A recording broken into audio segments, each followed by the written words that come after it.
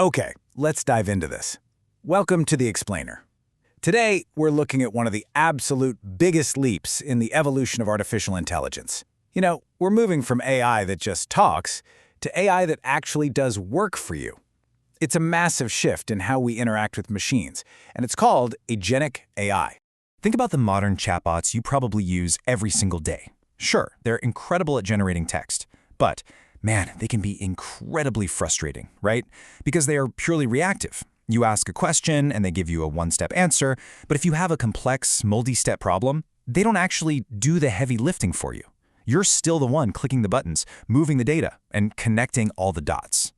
So what happens when we flip that script? Well, the difference is literally night and day. Standard generative AI requires constant prompting from you. It just sits there, waiting for your command. Agentic AI, on the other hand, is proactive. You give it a high-level goal, and boom, it has the autonomy to perceive its environment, reason about what needs to happen, and execute a multi-step plan to achieve that goal with barely any human intervention. To really anchor this concept down, think of Agentic AI as your new digital employee. If you ask a standard chatbot to help you plan a trip, what does it do? It's just going to spit out a list of flights and hotels for you to look at. But in Agentic AI Travel Assistant, it autonomously searches multiple sites, compares the prices, checks your specific visa rules, suggests an itinerary, books the actual tickets, and emails you the confirmation. It handles the whole shebang. Let's move to and see how this builds. To function as a truly autonomous digital employee, these systems rely on what we call the agentic loop. There are 5 core components that make this magic possible: perception, goals, reasoning, planning, and memory. Let's break these down one by one. The first step is perception. This is how the AI sees and interacts with its world. And we're not just talking about reading your text prompt. An agent might be perceiving live data feeds, reading an inbox full of emails, checking a live sales database, or taking in raw sensor data.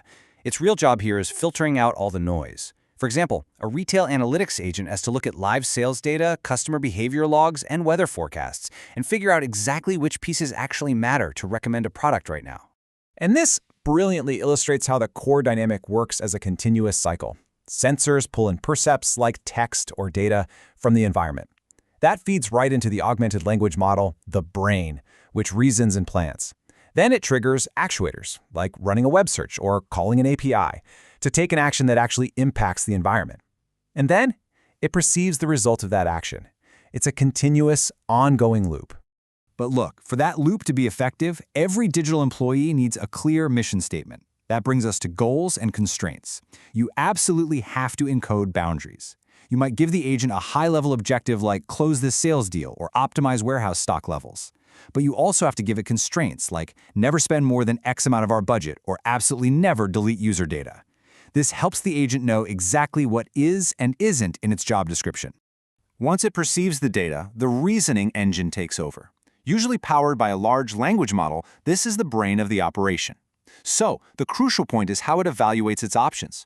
It explores multiple reasoning paths, sometimes using techniques like chain of thought or tree of thoughts, to choose between possible actions. Should it search the web, pull data from your CRM, or does it actually need to pause and ask you, the human, for clarification? Once it reasons out a strategy, it moves to planning and task decomposition. This is where the AI bridges the gap between the ultimate goal and the exact sequence of steps required to get there. It breaks the main goal into smaller, bite-sized subtasks. It handles dependencies, like knowing it absolutely has to finish task A before it can even start task B. Some advanced systems even use hierarchical planning, keeping that high-level goal in mind while delegating the tiny, low-level steps. And remarkably, it can even self-critique its own logic along the way to make sure it's on the right track. Now, what's really interesting about this slide is how the central agent acts as an orchestrator.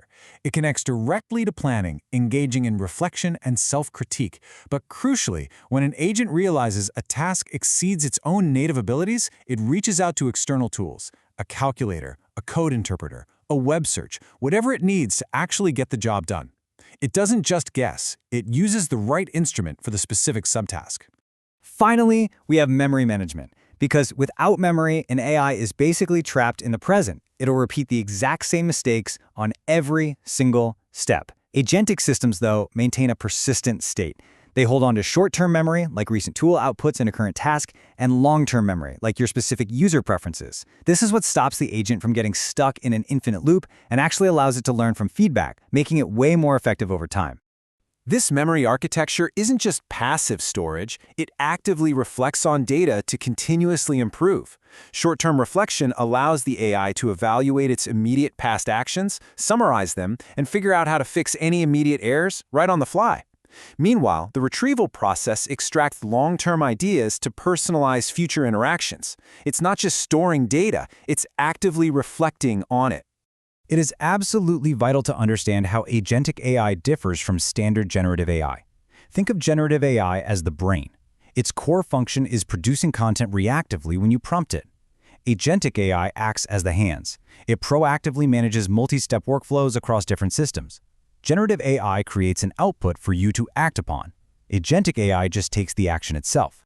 This dynamic is captured perfectly by the idea that generative AI handles bounded content generation, while agentic AI orchestrates sequencing, state, and execution. The true power for enterprise businesses isn't picking one or the other, it's combining them. You use generative AI to write the emails or summarize the data at each step, while the agentic framework coordinates the entire complex workflow from start to finish. Grounding this in reality, we are already seeing these digital employees totally transform industries. In cybersecurity, an agentic system can detect the threat, query intelligence feeds, and autonomously isolate a rogue IP address in literal seconds, long before a human analyst even sees the alert. In software development, agents are auto-coding apps, debugging their own code, and deploying fixes entirely on their own. It's wild. But, hey, with great autonomy comes new operational risks. While traditional AI carries informational risks, like hallucinations or giving bad advice, agentic AI introduces actual operational risk. Because these agents are actively taking actions on live systems, there's a real danger of an agent getting stuck in an infinite loop, modifying production data, or executing totally unintended actions by mistake. To solve this, we use the ultimate guardrail, human in the loop, or HITL for short. This means we strategically design the workflow so the AI pauses and waits for a real person to make a critical decision. The agent does like 90% of the heavy lifting, but for high-stakes actions, like approving a massive financial transfer or a sensitive loan approval, the human is still the supervisor who clicks approve or deny. Building a safe digital workforce requires robust governance from day one. You have to set clear human-in-the-loop thresholds. You need strict provenance logging, meaning a complete audit trail of every single API call the agent makes, so you know exactly what it did. And you absolutely must implement strict tool access controls. Limit the blast radius so the AI only has access to the specific systems it actually needs. So, as we wrap up this explainer, I want to leave you with a provocative thought. We are officially moving past the era of the chatbot as a mere tool and entering the era of AI as an autonomous, proactive coworker. When you no longer have to manage the tedious multi-step processes of your day-to-day work, what will you and your digital employee achieve together? Thanks for joining me on this deep dive. Keep learning and keep exploring.